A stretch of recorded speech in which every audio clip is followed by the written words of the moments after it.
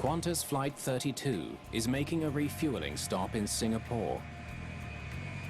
The Airbus A380 is more than halfway through a marathon 22-hour flight, all the way from London to Sydney, Australia.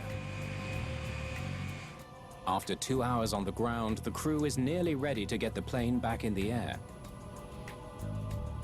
Very few pilots are trained to captain an A380. Former fighter pilot Richard de Crepney is in that elite rank. Everyone ready for takeoff? The A380 is the latest generation of innovation, automation and excellence, and it's the largest, most complex aircraft in the sky.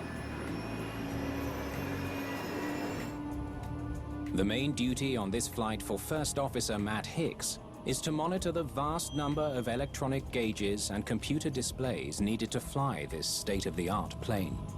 The gigantic A380 is a true double-decker, the first jet ever built with 2 decks running the entire length of the plane. It dwarfs every other airliner in the sky, with enough space for as many as 525 passengers. I hadn't realized the enormous... Thrust set, 80 knots. The more automated aircraft get, it doesn't necessarily make them easier to fly, it just makes them different to fly.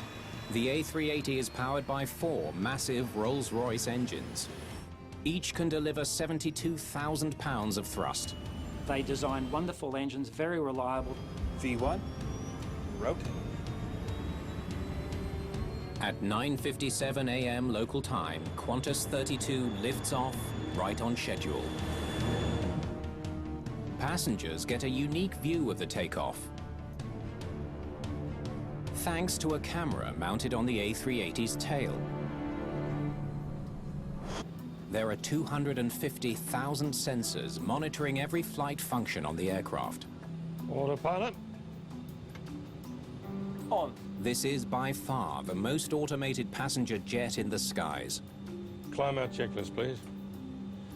Auto thrust is set and ECAM is clear. The ECAM, or Electronic Centralized Aircraft Monitor, keeps watch over the myriad of onboard systems and alerts the crew to even the slightest malfunction. It's 10:01 a.m. The pilots are just 4 minutes into the flight.